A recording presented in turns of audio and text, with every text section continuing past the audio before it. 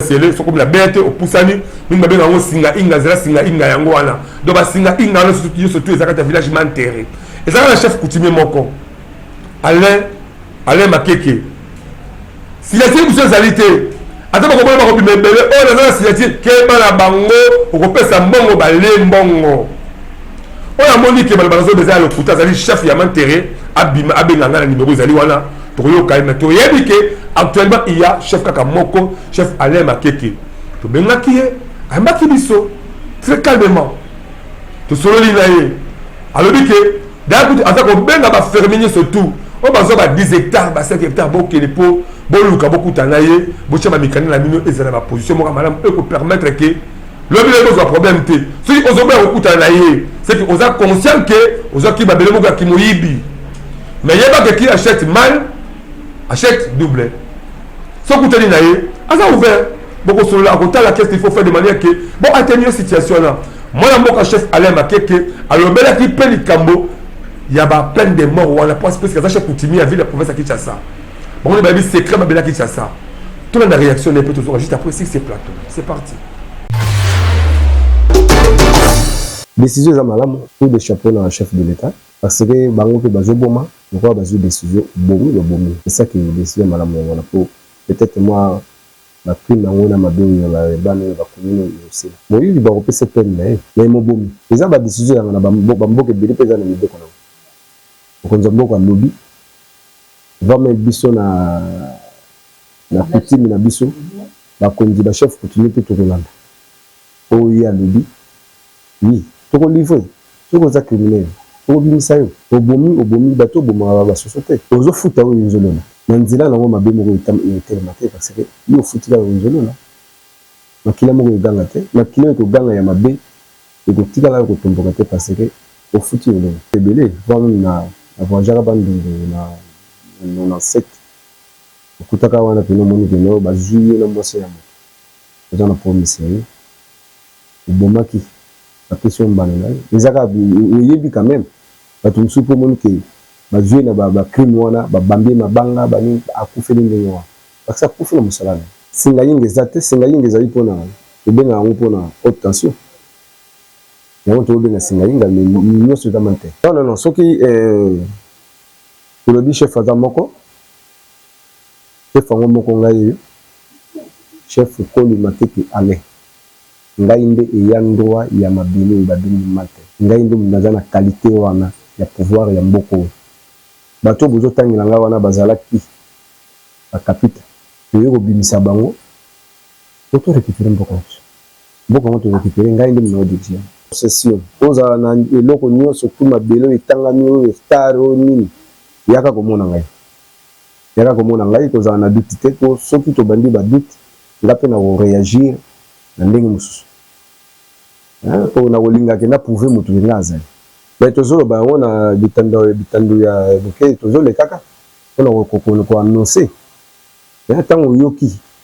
et na village wana chef Sikaye il faut ça le fort comme on il faut ça le fort ya komona parce que bango batekaki ni bato nyonso batsombi pa na bango baya komona nga na koyamba bango ba ko yoko ndenga na koloba na bango 2 hectares ou combien d'hectares yaka komona nga parce que mabele balobi ato vandi wana 60 à 70 ans vous avez yoté souka nango okotika yango kaka za na wundete parce que na kuti yango te cimetière pesate na yebi ke chef coutumier oyo azali chef na kati ya village na ye cimetière ko kozanga te pour la population na ye parce que mabele ezali tango zo ka keno bateki 30 hectares est-ce que pour na kochata 5 hectares cimetière za problème pour na kotika place ya windi eza problème donc il a quitté que na village où le chef azala kiti na minute on a vendu boyi baza sur la qualité te na minute le ko na za a baza na qualité te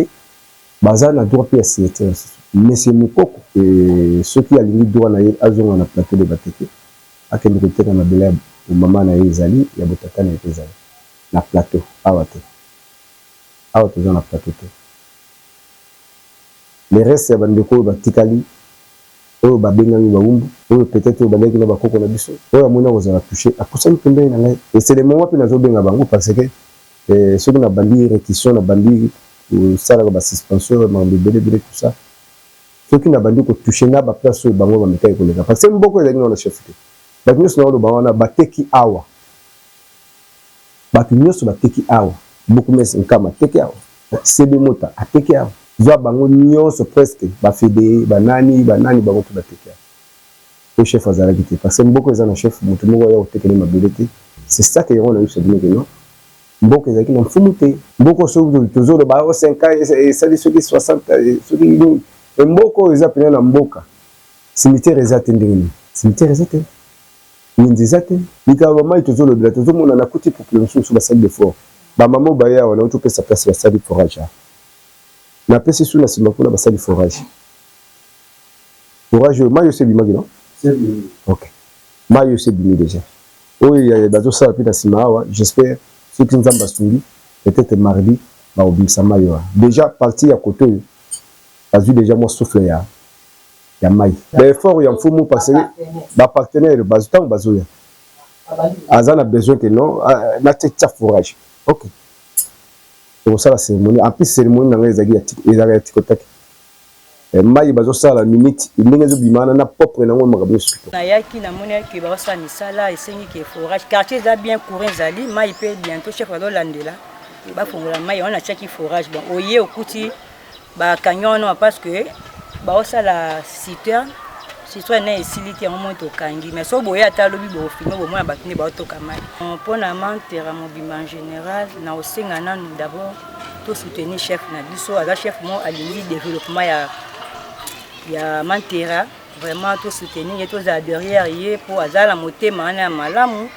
aza ouvert donc to aider et puis biso moko to za malamu o nyosa ozala na possibilité ya osala quoi on a sali to funga ba forage ebele pona ko aider mantera na biso